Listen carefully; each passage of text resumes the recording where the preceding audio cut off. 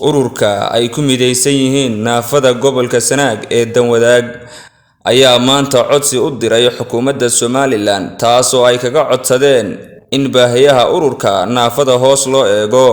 Gudoomiyaha guddida ururkaasi iyo qaar ka mid ah guddida ururka oo maanta magaalada Ceerigaabo kula hadlay CBA TV ayaa waxay ugu horeyn ka hadleen baahiyahooda kala duwan, waana kuwan iyagoo ka hadlaya arrimahaasi.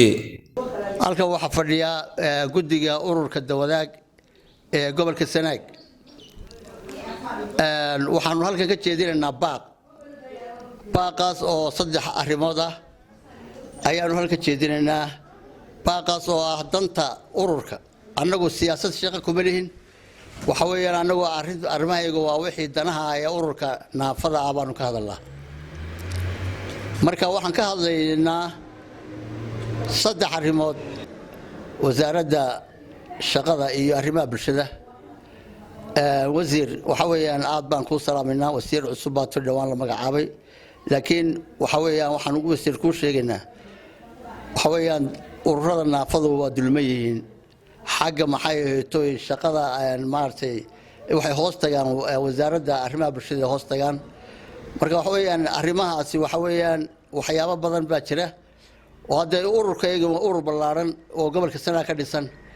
waxa weeyaan cid naga taakulaysa kirada guriga ma jirto, maxay tooyaan isgaarsiin cid nagama wakiil noogama aha oo nagama caawiso, cidna caawiso oo naga caawisa ma jiraan.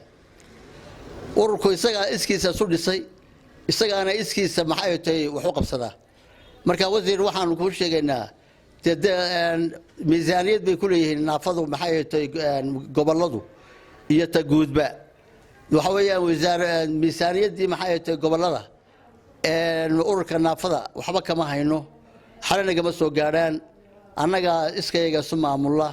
marka gudoomiye wasiir saacatu wasiir annagoo aad isku salaaminaa waxaan inaad arrintaas wax ka qabato oo aad maxay tahay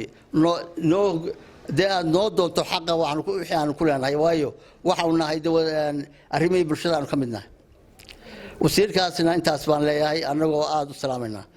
ta guud waxaan u jeedinaynaa maxay tahay baaq guud weeyaan sida hadda labada dhinac waxay ka fadhiyaa niman baaskeelada wata, kuwaasoo kale ma helo. waxaa jiray mootooyin barigii hore uu Siilaanyo wasiirka madaxweynihii guud ee Somaliland oo leenahay ilaahay caafimaad siiyo, si fiican maxay tahay markuu xilka ka sii degayay noogu qaybiyay mootooyin 6 gobolba mootooyin u qaybiyay oo gobolkayga Sanaag aanu ka helnay 40 mooto oo kuwa maxay tahay matoorka ku shaqeeya buu noo keenay, iyo kuwa baaskeelada kuwa dhinaca hadda iga fadhiya ay qaateen. marka madaxweynahana waxaanu ka codsanaynaa maxay tahay Muuse Biixi sida uu Muuse u sharfay markuu naafada inaad hoos u eegto naafada. wali naafada oo maxay tahay laga hadlayo maanan arag. naafada guud ee gobolka waxay ka kooban yihiin inta liiska noogu jirta annaga hadda waxa weeyaan 500 iyo koob iyo 40. naafadu waxay u baahan tahay daryeelo kala duwan oo fara badan. waxay u baahan tahay baabuur ay ku socoto, waxay u baahan tahay waxbarasho ay maaragtay loo sameeyo, waxay u baahan tahay ogaansho maaragtay hoos loo eego, waxay kaloo u baahan yihiin caawimo guud oo maaragtay ay maaragtay loo xagga nafaqada ah loo soo maaragtay lagu taakuleeyo. arrimahaas oo dhan ayay u baahan yihiin. haddana taa gobolka Sanaag way ka takooran tahay, waayo meel ay ku tirsan tahayba waa mid iyadu iskeed isu maamushay, waa mid iyadu iskeed isu taagtay. hadday guri tahay iyo hadday xafiis tahay iyo hadday waxbarasho tahay, cid wax ka caawimsay ma jirto. bulshadeena ka mid tahay. bulshadu sida daryeelka ay caafimaadka ugu baahan tahay ayay uga mid tahay, sida waxbarashada oo kale, sida xafiisyada, shaqada oo shaqo la'aanta ugu badan ay maanta haysato. marka intii kaleba wax laga taabto wax naafada hoos u eega ma jiraan.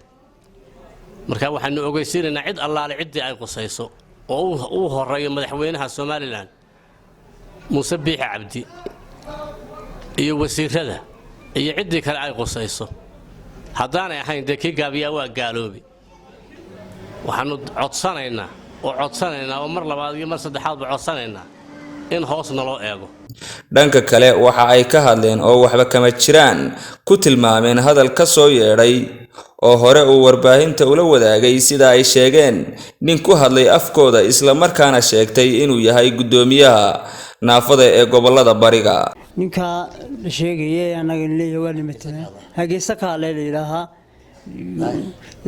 daahil ilaaho anaga noo metelo gudoomiyaha waa kan aad baqo weeye anagu hawsha anagu shaqo kuma lihiin gudoomiyaha waa kan haduu ninka meelaha tifiyada ka hadlay anaga wuxuu ku shaqaysanaya isaga wuxuu leeyahay gudoomiye iyo guddi fulineed iyo gudoomiye ku xigeen iyo xog hayn cid meteli karta oo been abuur ku sameyn karta iyo cid aan ognahay iyo cid aan hadii la ku dirsanay iyo cid nooga timi midna ma jiro ama qaranka nooga wakiila oo aan ahayn dalada guud aan ahayn gudoomiyaha iyagu waa ninka waa fadhiya golaha waa ka hadlayay laakiin nin kale oo anagu ama isagu isa soo magacaabay ama cid kale hoos meel wuxuu soo diratay isaga nin meelihiisa marmaraya anaga nama quseeyo